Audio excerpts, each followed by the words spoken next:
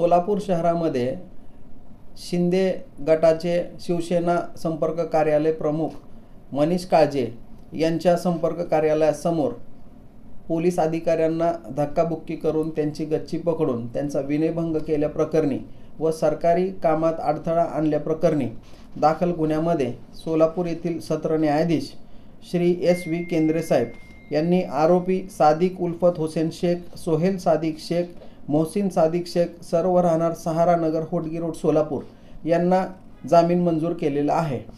यामध्ये घटनेची थोडक्यात हकीकत अशी आहे की दिनांक 20 जून 2024 रोजी सायंकाळी 8 वाजण्याच्या सुमारास पोलीस उपनिरीक्षक महिला या कर्तव्यावर हजर असताना त्यांना पोलिसांच्या पीटर 1 मोबाईलवरून कॉल आला व सोलापूर येथील 7 रस्ता या ठिकाणी शिवसेना संपर्क कार्यालय मनीष काळजे यांच्या कार्यालयाच्या समोर 3 इसम हे गोंधळ घालत आहेत व ते कोणालाही ऐकत नाहीत अशी बातमी मिळाल्यानंतर महिला पोलीस उपनिरीक्षक तसेच सदर बाजार पोलीस स्टेशनचे वरिष्ठ पोलीस निरीक्षक श्री अजित लकडे हे त्या ठिकाणी घटनास्थळावर गेले असता त्या ठिकाणी आरोपींनी त्यांना जुमानले नाही व ते शांतता प्रस्थापित करत असताना आरोपी सादिक उल्फत हुसेन शेख, सोहेल सादिक शेख, मोहसिन सादिक शेख यांनी पोलीस निरीक्षक व महिला उपनिरीक्षक यांना जे आहे धक्काबुक्की केली, तसेच त्यांच्या अंगावर धावून गेले।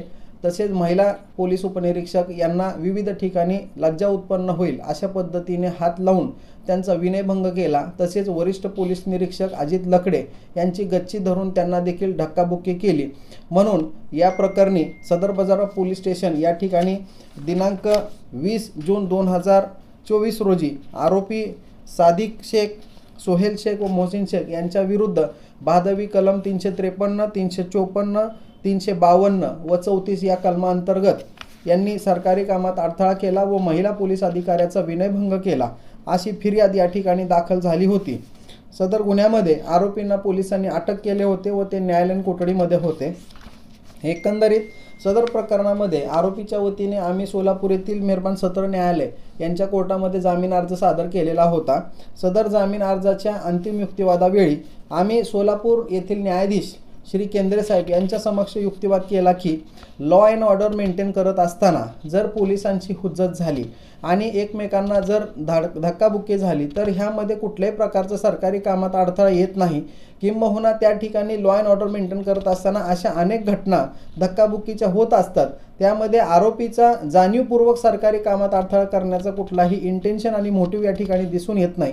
तसेच महिला पोलीस निरीक्षक हे भांडण सोडवण्यासाठी आल्यानंतर सदर भांडणामध्ये बाचाबाचीमध्ये ढकलाढकलीमध्ये अनावधानाने कुणाचाही हात लागू शकतो, त्यामुळे तो हात लावल्याचा प्रकार हा विनयभंगाचा होऊ शकत नाही असा आम्ही या ठिकाणी युक्तिवाद केला। तसेच आरोपी हे त्या ठिकाणी प्रतिष्ठित व्यापारी आहेत, त्यांचं त्या ठिकाणी हॉटेल होतं आणि त्या ठिकाणी दिवाणी वाद देखील त्यांचा चालू आहे। एकंदरीत ती जागा त्यांनी भाड्याने घेतलेली होती आणि त्या ठिकाणी मनीष काळजे यांचं जे कार्यालय आहे हे पहिल्या मजल्यावर आहे। त्या ठिकाणी त्यांना कुठल्याही प्रकारची शिवीगाळ दमदाटी ह्या ठिकाणी केलेली नाही। स्वतःच्या कब्जाच्या ठिकाणी गेल्यानंतर त्या ठिकाणी जर किरकोळ वाद झाला असेल तर त्याचे स्वरूप सरकारी कामात अडथळा व विनयभंगामध्ये करता येणार नाही असा युक्तिवाद आम्ही केला असता आमचा युक्तिवाद ग्राह्य धरून सोलापूर येथील सत्र न्यायाधीश श्री केंद्रे साहेब यांनी तिन्ही आरोपींना जे आहे जामीन मंजूर केलेला आहे।